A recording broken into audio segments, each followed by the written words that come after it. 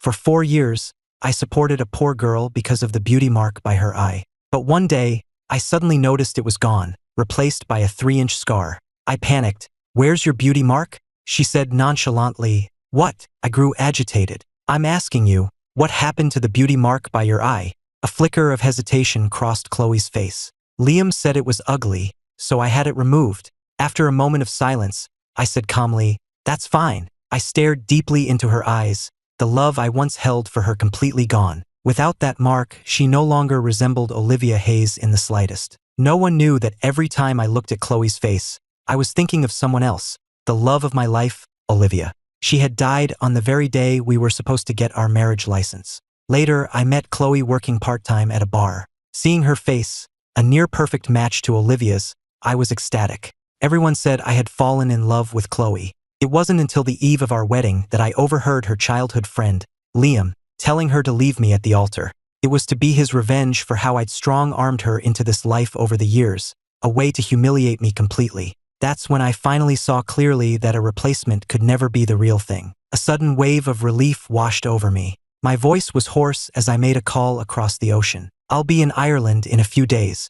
I'm coming to stay with you permanently." After hanging up, I went back to our new home alone, only to find a designer waiting with over 100 wedding gowns. She'd been there for hours. Looking at the gowns, all custom-made for Chloe, I felt nothing. I waved a dismissive hand. "Stop the custom orders. The wedding is off." A second later, Chloe pushed the door open, her gaze dark. "What do you mean, the wedding is off?" I didn't bother to hide it, telling her plainly, "We're not getting married. Is there a problem?" Seeing my nonchalant expression, Chloe assumed I was just throwing one of my usual tantrums and didn't take me seriously. "You were the one who hounded me to marry you, and now you're the one calling it off. What kind of game are you playing?" Glancing at the designers sitting stiffly in the room, Chloe pointed casually at a dress.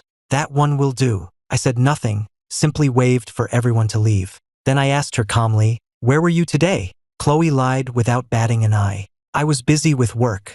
And don't worry, I haven't forgotten my promise to sleep with you every day." She took my hand and started leading me to the bedroom, but for the first time, I pushed her away. "We won't be doing that for a while. You can sleep in the guest room." Chloe's hand froze, a look of disbelief in her eyes, as if she were seeing me for the first time. "But you're always all over me." I gave a self-mocking laugh. "You always said you can't force love. Have it your way." With that, she went upstairs without a backward glance. I woke early the next day. The housekeeper brought my coffee and gave me a quick update on Chloe's movements. "Ms. Davis went for a run early this morning. Should we wait for her to have breakfast?" I shook my head. "I have to leave soon, don't wait." After breakfast, I headed out. Once I finished filing the paperwork for my permanent residency, I found an outdoor cafe with a great view to relax. I glanced down and saw Chloe. Liam was pulling her into a collectible figurine shop on the street below. He picked out 2 figures from the display window, but she made a point of asking the clerk to bring out the most expensive one they had. The moment the clerk saw the black card in Chloe's hand, he rushed to the back and returned with a limited edition piece, completely different from the standard items in the window. Childhood sweethearts, indeed. She even remembered his hobbies so clearly. I watched them, unable to look away. They wandered around like any other young couple on a date, and I felt like I was seeing the real Chloe for the first time. With Liam, she dropped her cold, fabricated exterior and became herself. She was vibrant and genuine in a way I had never witnessed. I finally understood that the chasm between love and its absence is vast, a gap that money can never bridge. The next day, I packed up all my belongings and had them shipped to Ireland. While packing, I came across all the matching couples items, the countless gifts I'd bought her, and the photos I had forced her to take with me. I threw it all in the trash. The following day, I met some friends at a bar and had a bit too much to drink. From a nearby private room, I overheard one of her best friends speaking. "Chloe, are you really going to leave him at the altar for Liam? We've all seen how devoted Ethan has been to you all these years. Are you seriously giving up the whole forest for a single tree? Ethan's not a bad guy, but he has that rich boy temper. If Chloe marries him, he'll walk all over her for the rest of her life. She'll be trapped. I say go through with it. Leave him. It'll give him a reality check. Knock him down a peg." Another friend chimed in. "I agree. The guy is head over heels for you. He throws money at you like it's nothing and even proposed against his family's wishes. It's obvious he thinks he can't live without you. Even if you ditch him, he'll come crawling back. Then you can graciously take him back on your own terms, and you won't have to treat him like a king anymore." Through all the chatter, Chloe just sat there silently, clutching her drink. Since she wasn't talking, her friends couldn't read her and started probing. Chloe, what's on your mind? Are you really going to do it? Because if you are, we're bringing cameras to catch all the drama. Just say something. What's the hesitation? Don't tell me you've actually fallen for Ethan. Through the crack in the door, I saw Chloe's face, cold as ice. She spoke in a frigid tone. How could you ever love someone who forced you into a relationship from the very beginning? For all these years, the only thing I've ever felt for Ethan is disgust. I heard every single word. Silently, I turned and walked away. So, it had been disgust every minute of every day. It didn't matter. Her suffering was about to end. The next day, Chloe suddenly insisted we go pick out wedding rings.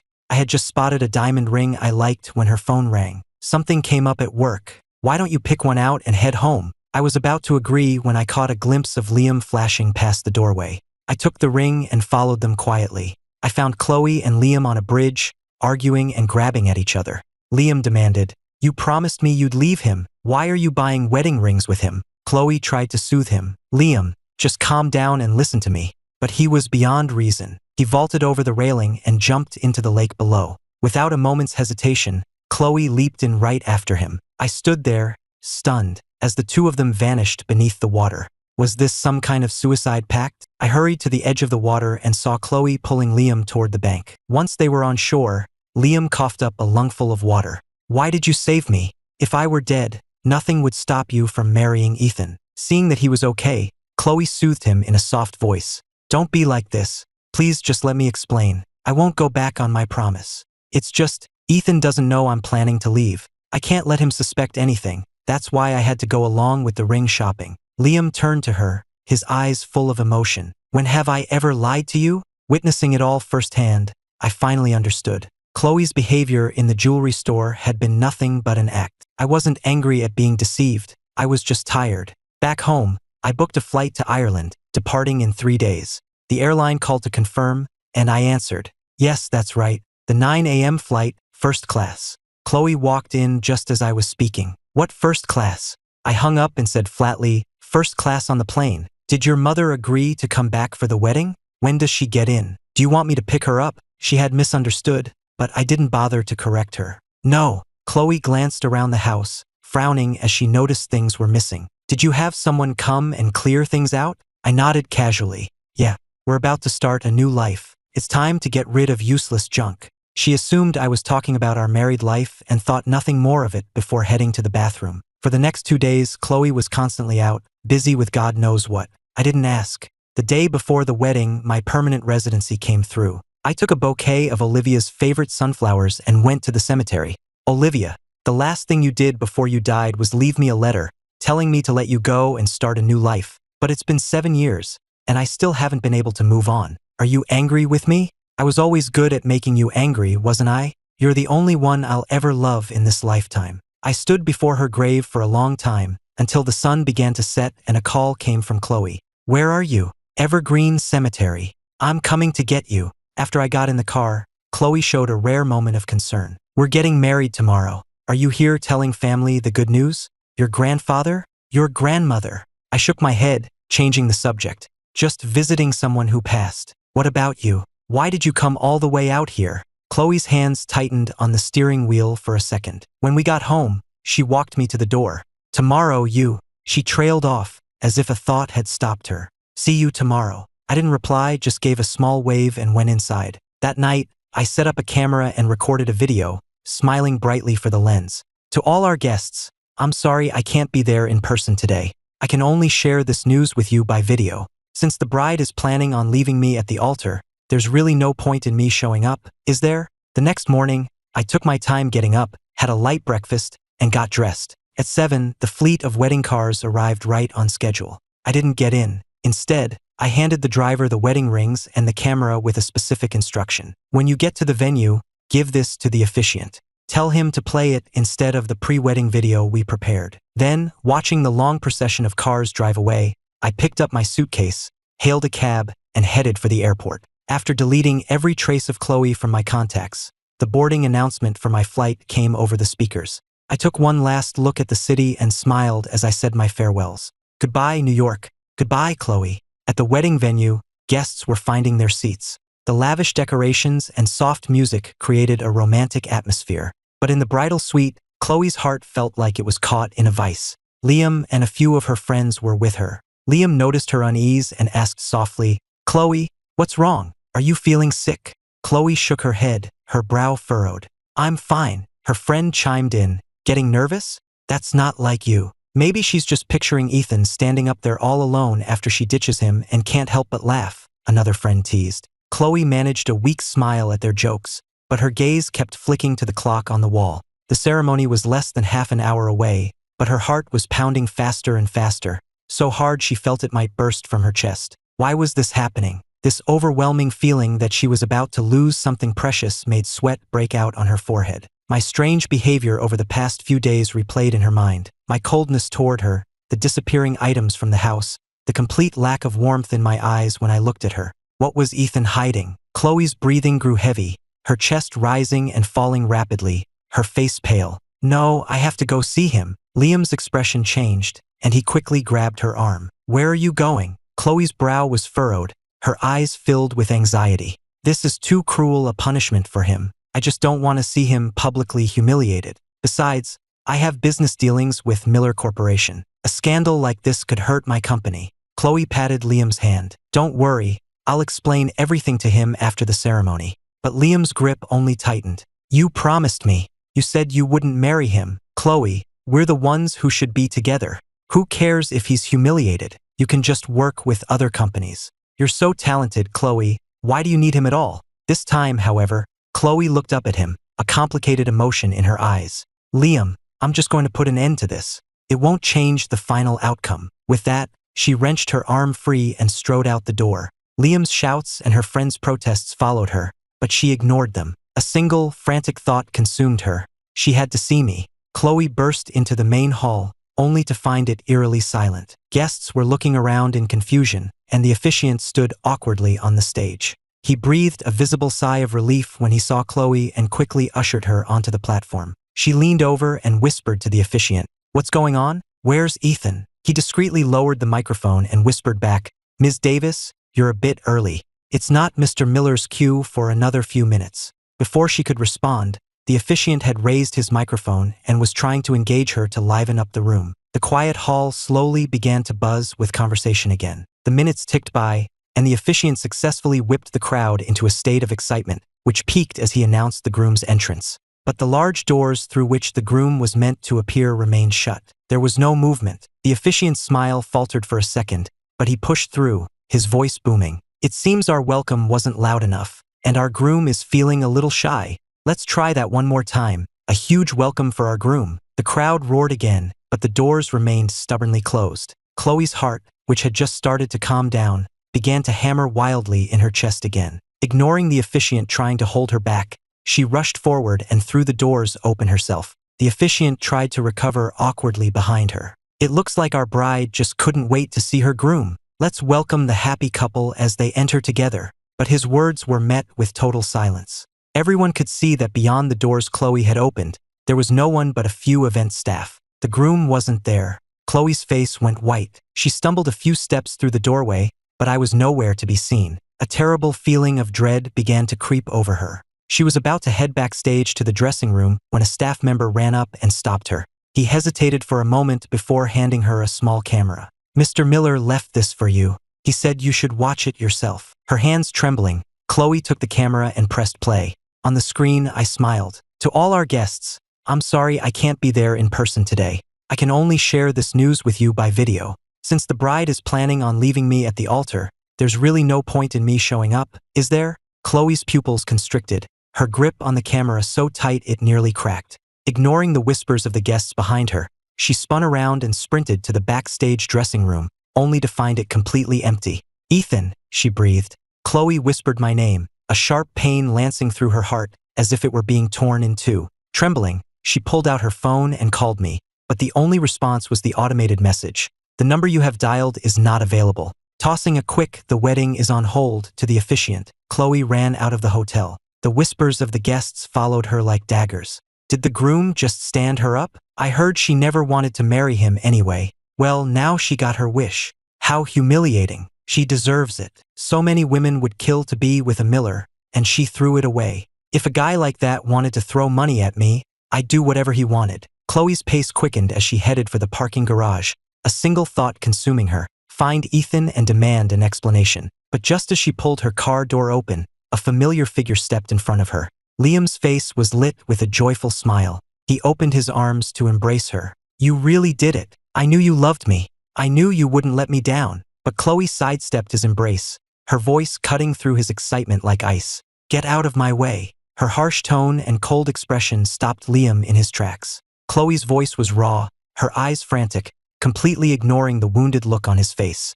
Ethan's gone. I have to find him. Liam's eyes widened in disbelief as he grabbed her arm. What do you care if he's gone? It's perfect that he didn't show. You never wanted to marry him anyway, right? Chloe ignored him, her brow furrowed. She shook his hand off without a second thought, got in the car, and slammed the door. Seeing this, Liam immediately opened the passenger side door and forced his way in. What are you doing? He looked deeply hurt. I'm coming with you. I want to see what kind of game he's playing. Chloe had no time to argue. She slammed her foot on the accelerator, and the car sped off. She checked my usual spots, the cafe, the art gallery, even the bar where we first met, but I was nowhere to be found. With each empty location, her heart sank deeper. Liam finally exploded. Chloe, didn't you promise you were done with him? Are you having second thoughts? Don't you love me? Why are you so desperate to find him now? Have you fallen in love with him? Chloe's hands tightened on the wheel as she let out a long breath. I just need to know he's okay. Liam sneered. What could possibly happen to him? He never lets himself lose. He's probably hiding somewhere, laughing at you. I bet he's just playing games, trying to make you panic so you'll think you can't live without him. Chloe, don't fall for it. Chloe didn't respond, just kept driving in silence until she finally pulled up to our house. She had imagined many scenarios as she walked to the door, but she never expected this. She couldn't get in. The keypad beeped access denied over and over, and her hand began to shake. Suddenly, there was a noise from inside, and the door swung open. A few movers were sitting around the living room, where several cardboard boxes were piled high with her belongings. My best friend, Kevin Johnson, stood there with his arms crossed, his expression blank. You're here. Your stuff is packed. Take it and get out. Chloe stood frozen, feeling something inside her chest shatter. Took her a moment to find her voice. What do you mean? Where's Ethan? Kevin's mocking gaze shifted from her face to Liam, who was hovering right behind her. What do I mean? You got dumped. Isn't it obvious? He's got better things to do than stick around and take out the trash. Liam's eyes widened, and he stepped in front of Chloe protectively. What the hell are you talking about? Ethan was the one who wouldn't leave her alone. If anyone got dumped, it was him. He's too much of a coward to even show his face, so he sends you to do his dirty work. He's just playing games. The sharp crack of a slap cut Liam off mid-sentence. Kevin's voice was furious. If you can't say anything smart, then shut your mouth. The side of Liam's face swelled and turned red, and he winced in pain. Why did you hit me? I was just telling the truth. Why are you coming after me? It must be Ethan. He can't stand me, so he sent his friend to humiliate me. Chloe instinctively pulled Liam behind her, her brow furrowed. I wasn't going to leave him. It was just a stupid joke with my friends. Let Ethan come out. I need to talk to him. Another sharp slap echoed through the room. Kevin rubbed his stinging palm, glaring coldly at the two of them. Did you think I wouldn't hit you, too? A two-faced liar like you deserves it most of all. Are you deaf? I said get out. Ethan already gave me this house, and he's not even in the country anymore, so stop making a scene. I don't care about that pretty face of yours like he did. I'd have no problem messing it up. Who the hell do you think you are?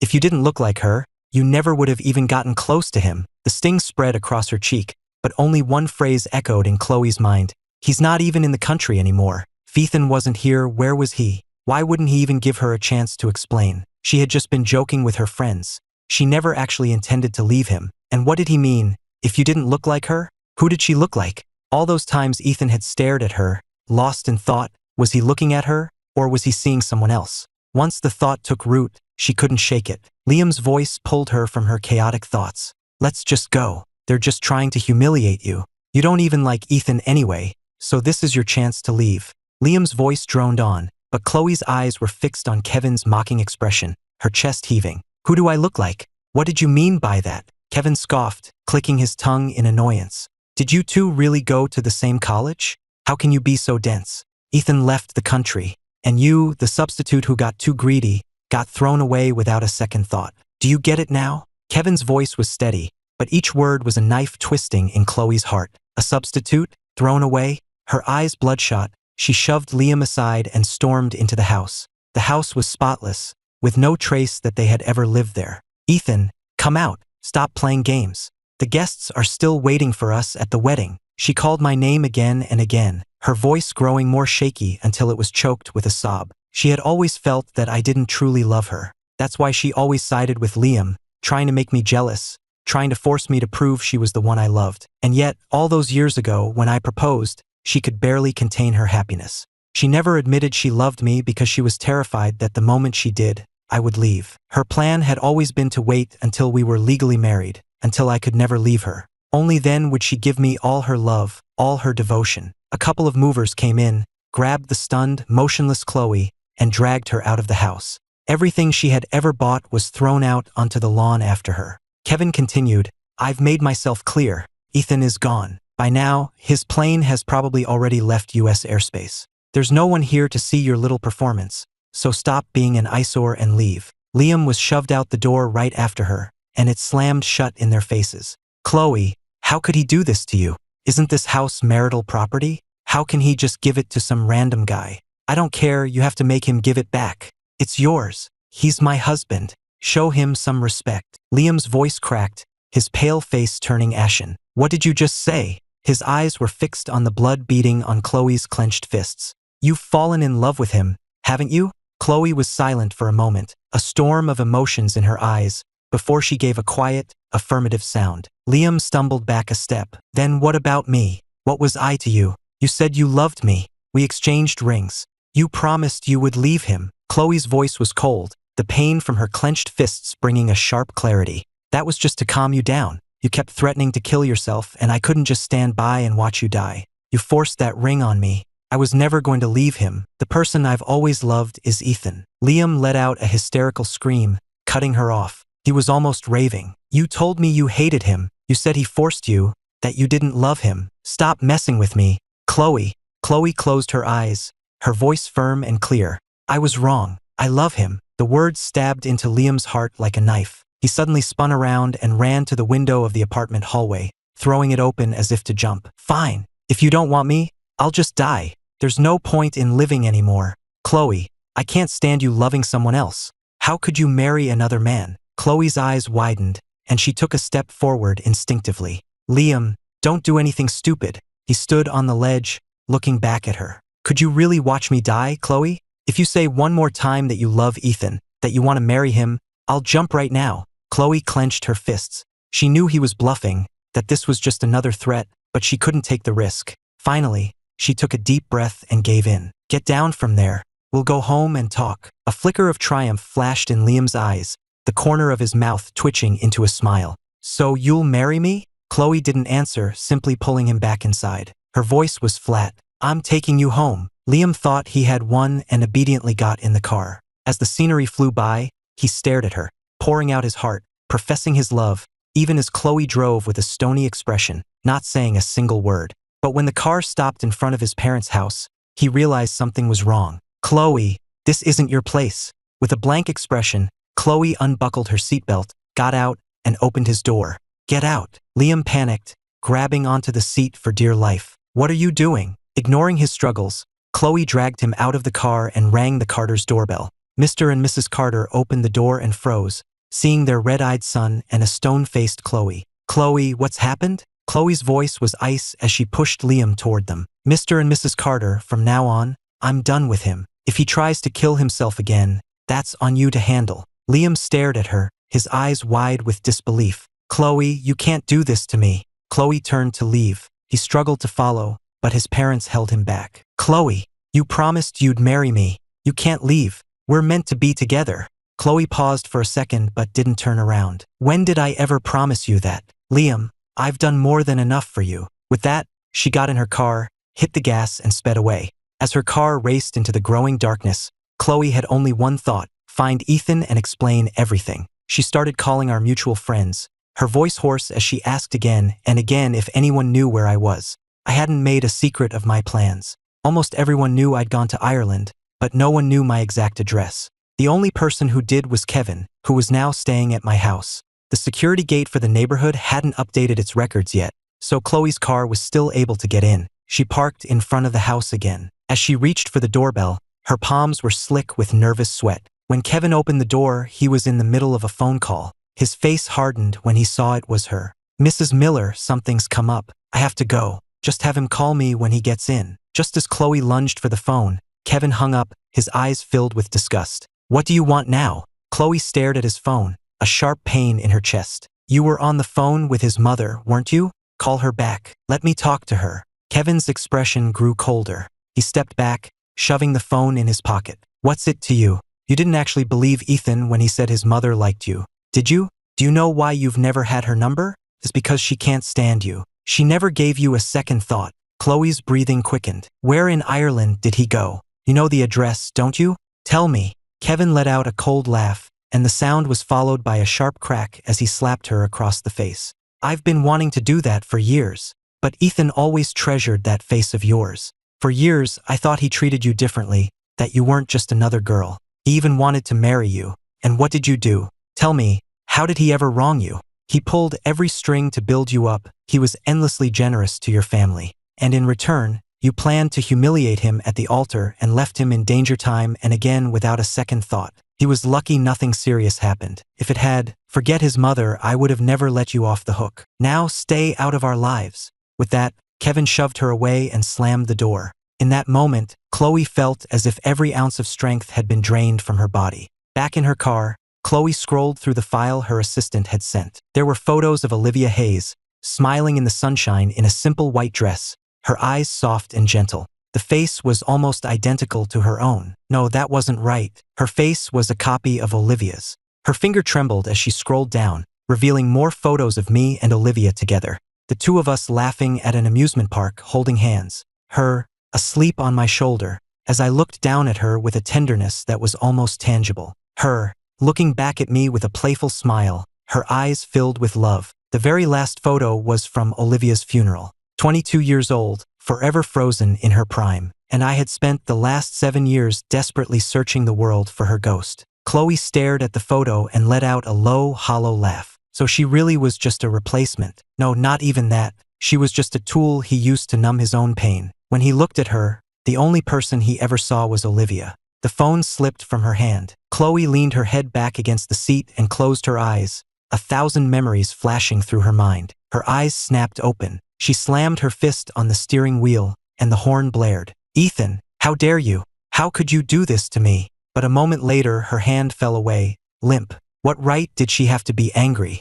Their entire relationship had been a transaction from the start. Slowly, Chloe picked up her phone and called her assistant again. "Book me a flight to Ireland." Her assistant was taken aback. "Ireland? But we don't know Mr. Miller's exact location. And what about the company?" Chloe's voice was terrifyingly calm. "The VP can handle everything. I'm going to Ireland, and I'll search every inch of that country until I find him." She hung up, started the car, and headed for the airport. Chloe had just cleared airport security when her phone lit up. The caller was her brother, Chris. She frowned but answered. His voice was frantic. "Mom collapsed. She's in the hospital, and the doctors say it's serious. You have to come now." Her fingers clenched around the phone. "Which hospital?" "Downtown General, 3rd floor emergency." Chloe hung up, turned, and ran back out of the airport. Her footsteps echoed in the quiet hospital corridor. She frowned. The smell of antiseptic filled the air, sparking a sense of dread. She hurried toward the emergency room but was blocked by someone as she rounded a corner.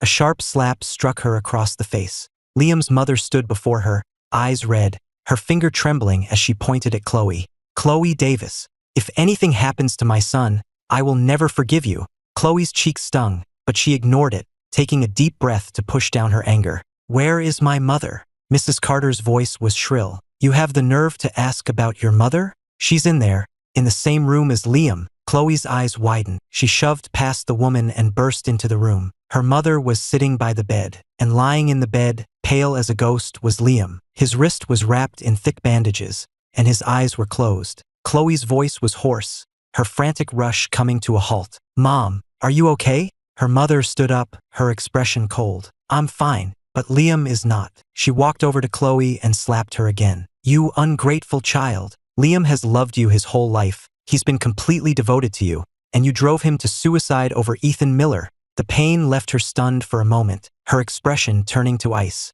Did you have Chris lie to me to get me here? Her mother grabbed her arm, her voice low and menacing. What if I did? Would you have come back otherwise? Liam is still in critical condition. The doctor said he lost so much blood he almost died. What if he wakes up, doesn't see you, and tries again? We had an agreement. What did you do to him yesterday to make him do this? Chloe took 2 steps back, her gaze hollow as she looked at her mother. So what? What do you want me to do? Her mother twisted her arm viciously. Marry him. I have always seen Liam as my son-in-law. You will marry him. But Chloe stared right back at her, enunciating every word. I love Ethan Miller. Another slap. Her mother was shaking with rage. All Ethan knows how to do is humiliate us with his money, always looking down on us. Who knows what he'll do to you after you're married? Chloe tried to explain. I was wrong before. He's a good man, and he's the one I've always loved. I've only ever seen Liam as a little brother. Her mother's voice rose to a shriek. You're insane, defying me again and again for a man like that. She snatched a fruit knife from the bedside table and held it to her own wrist, her voice trembling. Chloe, if you don't agree to marry Liam today, I'll die right here with him. Chloe froze. The room was utterly silent. After a long moment, she slowly closed her eyes. Her voice was a raw whisper. Fine. Her mother finally lowered the knife, sighing in relief. She turned to Mrs. Carter with a reassuring smile. Don't you worry. We'll start planning the wedding as soon as Liam wakes up. Mrs. Carter wiped her tears and nodded eagerly. Chloe just stood there, an empty shell, her soul gone. When Liam woke up, the harsh fluorescent lights made him squint. Through his blurry vision, he saw Chloe standing by his bed, her expression frigid. His voice was weak, on the verge of tears. Chloe, am I dreaming? Are you really here? Chloe's mother rushed to his side and took his hand. Liam, you're finally awake. You gave us such a scare. Please don't ever do something so foolish again. You'll always be the son-in-law I wanted, and Chloe has agreed to marry you. But Liam's eyes were fixed on Chloe. He reached out a trembling hand. Chloe, will you really marry me? Expressionless, Chloe simply nodded. That simple gesture made Liam's tears turn to a smile of relief. He shot up in bed, ignoring the pain in his wrist, and grabbed her hand. I knew you wouldn't abandon me. His voice was thick with a sick obsession. You're mine forever. You can only ever be with me. Chloe's body tensed, her brow furrowing almost imperceptibly. When Liam was finally discharged, Chloe took him to a psychiatric clinic, telling him it was for a friend. Liam, a friend of mine just opened this wellness center. Let's get a quick checkup to support his new business, she said calmly, carefully watching his reaction. He just nodded earnestly, holding her hand tightly as he followed her. 2 hours later, Chloe stared at the diagnostic report, her brow furrowed. Severe paranoid personality disorder, with accompanying symptoms of depression and anxiety. The patient exhibits extreme possessiveness and a need for control, developing a pathological fixation on a specific individual. While Liam was in the restroom, the doctor spoke quickly. If this wasn't apparent before, it's likely because the object of his fixation was reciprocating his feelings in some way. Now that this affection has been withdrawn or transferred, his condition has worsened dramatically. But for treatment to be effective, the patient has to cooperate. Otherwise, little can be done. Chloe silently took the report, folded it, and put it in her pocket. But when she opened the door, she was met by Liam's red, tear-filled eyes. His voice shook. Chloe, did you bring me here because you think I'm crazy? Before Chloe could answer, Liam lunged at her, grabbing her arms. I'm not crazy. I just love you too much. Did Ethan put you up to this? Is he still contacting you? You're still not over him, are you? Chloe tried to pry his fingers off her. Liam, calm down. Her struggle only made him more hysterical. I won't let you leave me. If you try to walk away, I'll kill myself right in front of you. The commotion brought doctors and nurses running. It took several of them to pull Liam off her. They held him down and gave him a sedative. Even as his consciousness faded, his eyes remained locked on Chloe, and he mumbled, You're mine, Chloe. You can't leave me. The Irish night air was cool and damp. I walked out of the airport, rubbing my tired temples. Before my eyes could adjust to the dim lighting, I heard a familiar voice call out, Ethan, over here. My mother was standing by a black sedan, waving. Next to her stood a slender young woman who stood out in the darkness. I walked over, and my mother touched my cheek, her expression full of concern. You've gotten thinner. She then gestured to the woman beside her. This is Bianca Reed, my assistant. She's been with me ever since I moved to Ireland. Bianca gave a slight nod, stepping forward to take my suitcase. A polite, perfect smile touched her lips. Mr. Miller, it's a pleasure. I found myself looking at her a second time. She had beautiful eyes, calm and gentle, as if they could hold the world. My mother pulled me into the car, glancing at Bianca as she loaded the bags. She's incredibly capable and very detail-oriented. I couldn't have expanded the business here without her. Now that you're here, I can finally get some rest. I'm planning to hand the Irish division over to you. Don't worry, Bianca will help you with everything. I nodded. Out of the corner of my eye, I saw Bianca quietly placing my luggage in the trunk. As the car drove off into the night, I leaned against the window, watching the unfamiliar streets go by. It was nothing like New York. There were no oppressive skyscrapers, no suffocating memories, no ghosts of happier times. My mother gently stroked my hair as I leaned against her. She sighed softly. You must be exhausted. Everything's ready at the house. Just take some time to rest. Don't dwell on the past. A lump formed in my throat. I closed my eyes and just hummed in agreement. The house was in a quiet suburb. As Bianca brought my luggage into the living room, my mother glanced at the clock. It's so late. You shouldn't go home tonight. Just stay here. Bianca paused. That's not necessary. I wouldn't want to impose. My mother waved her hand dismissively, gesturing around the large house. Impose on what? We have plenty of empty rooms. Ethan, what do you think? Snapped out of my thoughts, I looked up and met Bianca's gaze. Thinking about how they had come to get me so late at night, I felt a little guilty. It is late, and I'll give you tomorrow off as well. Bianca's room was at the end of the hall on the second floor. When I came out after a shower, I saw her coming out of the kitchen with a glass of water. She stopped when she saw me at the top of the stairs. Do you need anything? In the soft glow of the nightlight, her features seemed softer, less distant than they had during the day. I studied her for a moment. There was absolutely nothing about her that reminded me of Olivia. I shook my head, managing a small smile. Just getting some water. She pressed the glass she was holding into my hand. I just poured it. I haven't touched it. I'll have the company files organized for you by tomorrow. Good night, Mr. Miller. With a polite nod, Bianca turned and walked away. I stood there until she disappeared down the hall. I knew my mother was trying to set us up. That's why she had insisted Bianca stay the night. I had told myself 1,000 times that I needed to stop living in the past, to stop thinking about Olivia, but I just couldn't. The mornings in Dublin were always misty. I stood by the floor-to-ceiling window in my office, holding a cup of black coffee. Below, the city was coming to life, people hurrying along the streets, all of them strangers to me. My phone buzzed. A stream of iMessages from Kevin filled the screen. Ethan, I can't take this anymore.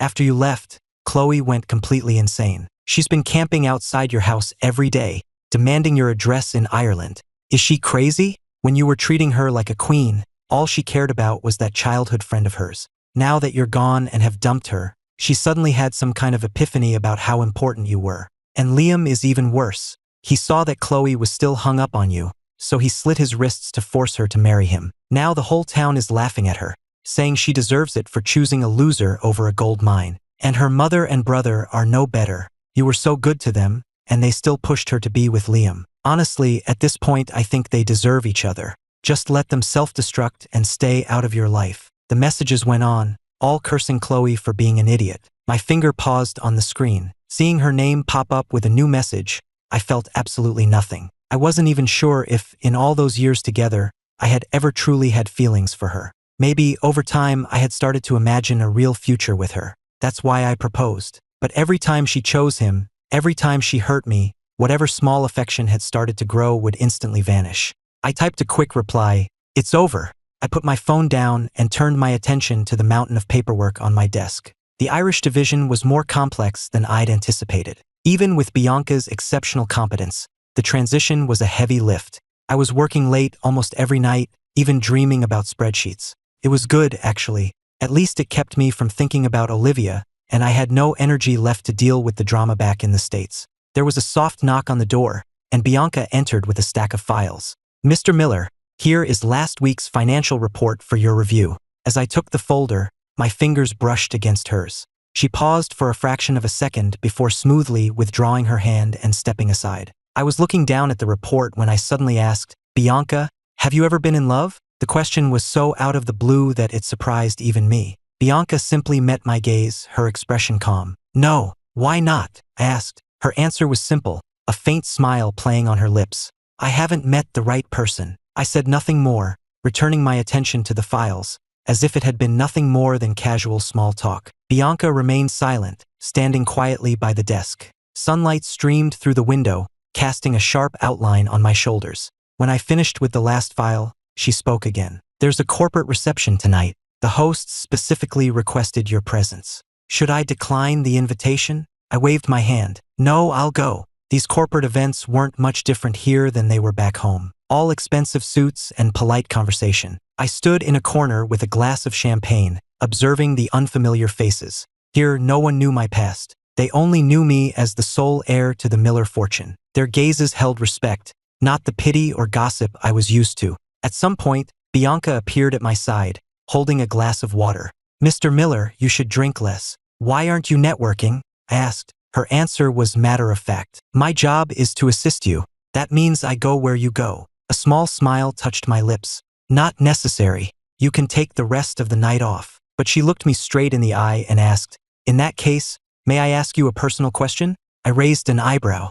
Go ahead. Do you regret coming to Ireland? I was taken aback and didn't know how to respond. After a long pause, I heard myself say, no, I don't. Bianca simply nodded, not pressing the issue. By the time the reception ended, the night was late. I'd had too much to drink, and my face was flushed. Bianca was walking behind me. Seeing me stumble, she moved to steady me, but I suddenly froze. Chloe. At my confused question, Bianca looked up. Standing at the entrance of the hotel was Chloe, her eyes fixed on us. Her eyes were red-rimmed. She rushed forward and grabbed my arm, her voice trembling. Ethan, I finally found you. A friend told me about this reception in Dublin. I gambled that you would be here, so I've been waiting outside. I'm so glad I didn't give up. She kept rambling on about how much she'd missed me, but my head was spinning from the alcohol. I instinctively pulled my arm away and moved to stand beside Bianca. Bianca carefully steadied me, her cool gaze landing on Chloe. I'm sorry, but Mr. Miller doesn't seem interested in speaking with you. Please refrain from grabbing him. It's incredibly rude. Chloe was already angry that I'd pulled away, and Bianca's words made her seethe. He's my fiancé. Who the hell are you to lecture me about manners? I worked so hard to find him. You get away from him. The shouting cleared my head a little. I looked at Chloe, my voice even and devoid of emotion. We were never engaged, and we are not getting married. Chloe, if I recall correctly, you should be engaged to Liam by now. Does he know you're in Ireland? My words made her freeze, her lips trembling. It took her a moment to stammer out a reply. No, he forced me. He threatened to kill himself. It was the only thing I could do. You're the only one I've ever wanted to marry. Ethan, it wasn't what you think. I can explain everything. Liam kept threatening to kill himself. If I didn't pretend to go along with it, a man's life would have been on my conscience. And my family was pressuring me, too. But Ethan, just come back with me. This time, I won't care what they think. You're the only one I love, and I want to be with you. They'll have to understand. Her words, carried on the cool night wind, shocked me sober. I looked at her panicked face and gave a sarcastic smile. Chloe, you knew all along, didn't you? My voice was quiet, but it cut like a knife. All of Liam's little suicide attempts were just an act. Her eyes widened, her lips trembling. No, he really. I cut her off, my gaze cold and clear. And it's because you enabled him time and time again that he became so twisted. I straightened my jacket, which had been ruffled by the wind. My voice was terrifyingly calm. Just like you knew I was only using you as a substitute, but you still chose to accept my money, my resources, everything I gave you. Isn't that why you're here now? For all of that. The color drained from Chloe's face. She stumbled forward, her voice hoarse. It's not like that. Ethan, I love you. It's always been you. I don't care about the money. I can pay back every cent you ever gave me. I let out a soft laugh, gently moving Bianca aside. Chloe, you don't even know what love is. And do you really think you can put a price on the resources of Miller Corp? Most of our operations have moved to Ireland now. I have no plans to return to the States. I have people to manage what's left. You don't need to look for me, and I won't be handing you any more Miller Corp contracts. I turned my gaze to the distant city lights, my voice dropping to a murmur, almost to myself. Olivia would never have done this to me for another man. I was the one who was wrong, so you can keep everything I ever gave you. The words hit Chloe like a physical blow. She suddenly started to laugh, even as tears streamed down her face. So that's it? You regret it now? You've decided I'm not a good enough substitute? All these years, it's always been like this. I was the one standing next to you, but you were always just using me to remember her. I watched her silently, as if she were a complete stranger. And now I've woken up. Olivia is dead, and you can never be her. I believe I've made myself clear. We're finished. She lunged forward, grabbing my wrist. I don't care if I'm a substitute. Just look at me. Ethan, look at my face. I look just like her. How can you be so cruel? Did our 4 years together mean nothing to you? Her fingers were ice cold, her grip so tight I thought she might break my wrist. Bianca immediately stepped in, grabbing Chloe's arm. Let go of him. As the two women faced off, I easily pulled my arm free.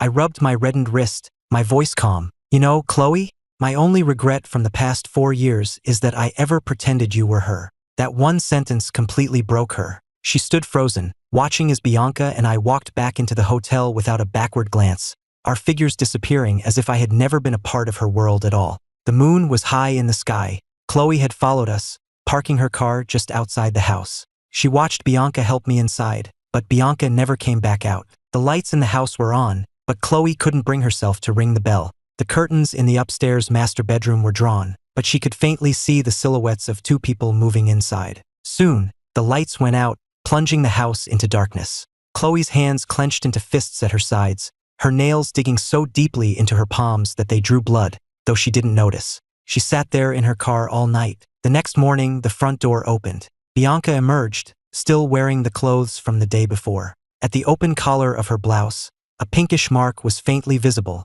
a mark of unmistakable intimacy. She tossed a bag of trash into the bin by the curb before she noticed Chloe's car. A flicker of surprise crossed her face, but her voice was even. Is there something else? Chloe got out of her car, her bloodshot eyes fixed on Bianca. Why are you in Ethan's house? What are you to him? Do you have any idea that he's still in love with someone else? He would never fall for someone like you. Rage threatened to consume her. She lunged forward, her hands swinging toward Bianca's face.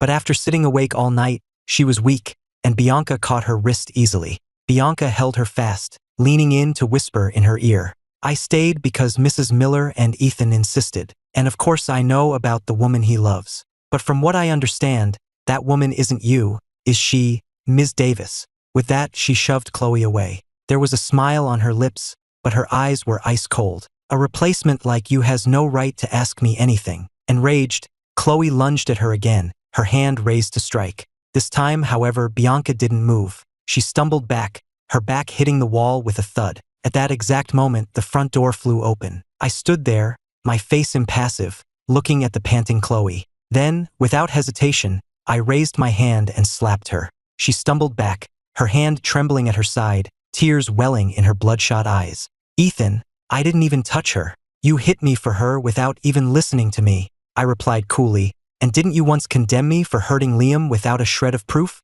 My emotionless words made her freeze. I helped Bianca up, then looked down at the trembling Chloe. I thought I made myself perfectly clear yesterday. Chloe, who is the one who can't let go? Her eyes were red, and she opened her mouth to speak, but I had already turned away, pulling Bianca back inside and shutting the door, closing her off from our view. I pushed Bianca off me, my expression cold. Who gave you permission to do that? My voice was cold, like the first frost of winter. Bianca stumbled back a step. She could smell the faint scent of alcohol on her collar from when I'd been sick on her the night before. My head had been pounding, and I'd unconsciously scratched at her chest, leaving a long red mark on her skin. But I distinctly remembered telling her to leave, that I'd be fine. Instead, she had taken it upon herself to stay in my old room and confront Chloe first thing in the morning. Bianca began, "You were very drunk last night." I was worried. I rubbed my temples, cutting her off. "Bianca, are you in love with me?" The air in the room seemed to freeze. Bianca's ears began to burn. "Why do you ask?" My face was unreadable, my tone as casual as if I were discussing the weather. "You're exceptional, even more so than my mother said." I looked her directly in the eye. "I'm not interested in a relationship, Bianca. From now on, do not bring your personal feelings into your work. If you do, I'll have to transfer you." I watched the hope in her eyes die, and having no desire to continue the conversation, I turned and went upstairs. The truth was, I didn't know what I felt for Bianca. There was nothing about her that reminded me of Olivia, yet having her near brought me a strange sense of peace. But it wasn't love. So when I sensed her feelings, I cut them off at the root. I couldn't make any promises, and I wouldn't lead her on. The phone on my desk buzzed. It was Kevin again. Did Chloe find you? Liam is a complete psycho. He's standing outside the Miller Corp building with a sign, calling you a homewrecker and accusing you of stealing his wife. Only he would treasure a woman like that. I'm digging up all the evidence of them sneaking around while you two were together. The public opinion online, which had been a firestorm against me, reversed overnight. The evidence Kevin released was a bombshell that completely destroyed the victim narrative Liam had so carefully constructed. Text messages, security footage, even medical records, all proved that his so-called suicide attempts were nothing more than elaborate manipulative schemes. The final nail in his coffin was a recording from the night before my wedding, of Liam bragging to his friends. Chloe's such an idiot. All I have to do is pretend to jump off a roof, and she'll do anything I say. She'd even leave Ethan at the altar for me. So what if he's the official boyfriend? I'm the one who really has her. The tide of public outrage turned instantly, crashing down on Liam. Chloe was just leaving the airport when her assistant called, her voice frantic. Ms. Davis, it's terrible. Mr. Carter is on the roof of the Miller Corp building, live streaming on TikTok. He says he's going to jump. On the roof of the Miller Corp building, the wind howled. Liam stood on the ledge, phone in hand, broadcasting live. His hair was a mess, his face stained with tears, his voice choked with sobs. I loved her so much. How could she do this to me? We grew up together. I was there first. The number of viewers skyrocketed. A few expressed sympathy, but most of the comments were mocking. Here we go again, the classic suicide threat. How high are you planning to fall this time? Should we call an ambulance for you? Just jump already and stop wasting our time. When Chloe burst onto the roof, Liam's eyes lit up. He turned back to his phone, crying, "She's here. She does care about me after all." But Chloe's face was a mask of fury. She hadn't slept in 3 days. Her eyes were bloodshot, her dress was a wrinkled mess, and she radiated a dark energy. "Get down," she commanded. Liam's voice was pathetic. "Why are you talking to me like that? Did Ethan say something to you? Why did you go to him? You promised you'd marry me." The crowd of onlookers grew restless. Someone called out, "Mr. Carter, just come down. We can talk about this." Suddenly, Chloe laughed, a wild, unhinged sound. She walked slowly toward the edge of the roof, her voice quiet but carrying clearly over the wind. "Liam, are you done playing games? If you're going to jump, then jump. Stop putting on a show. I am so sick of you." The air went still. The expression on Liam's face froze. His hand holding the phone began to shake. Chloe's voice rose to a shout. "I said, you love threatening to kill yourself, don't you? Well, I'm here now. So jump." Liam was shaking all over. He started to move toward her to argue, but in the next second, his foot slipped on the ledge. Amid a sea of screams, his body tipped backward, his hands clawing at the empty air. Chloe's pupils contracted. She lunged forward on pure instinct, trying to grab him, but her fingers only brushed against his. A sickening thud echoed up from the street below. For a moment, the world went silent. Chloe stood on the edge of the roof, staring down at the crowd gathering below, a high-pitched ringing in her ears. In the hospital hallway, the red light above the operating room door glowed. Her mother slapped her across the face, her voice shaking. "That was Liam, the boy who grew up with you. How could you say those things to him?" Chloe didn't flinch. A trickle of blood ran from the corner of her mouth. Her eyes were vacant as she mumbled, "I didn't want him to die. What good does that do now?" Liam's mother lunged at her, scratching and clawing, her nails leaving deep red marks on Chloe's skin. "If my son dies, I'll kill you. I swear I'll kill you." The light above the door went out. A doctor emerged, his face grim. He sighed. "I'm sorry. We did everything we could." A single sentence that silenced the entire hallway. Then came a gut-wrenching wail from Mrs. Carter. Chloe's mother stumbled backward, but Chloe just started to laugh. The sound grew louder and louder until it became a hysterical, broken cackle. "It's karma. This is all karma. We were all wrong. We were wrong from the very beginning." She stumbled away, and as everyone watched in horror, she made her way to the hospital roof. The wind whipped at her clothes. Her phone screen was lit up, displaying a photo I had once forced her to take with me. I was just signing the last page of a contract when I heard the news of Liam and Chloe's deaths. On the phone, Kevin sighed. "I never thought he'd actually do it. He was always just faking it before." And then Chloe jumped right after him. I don't know if it was love or guilt.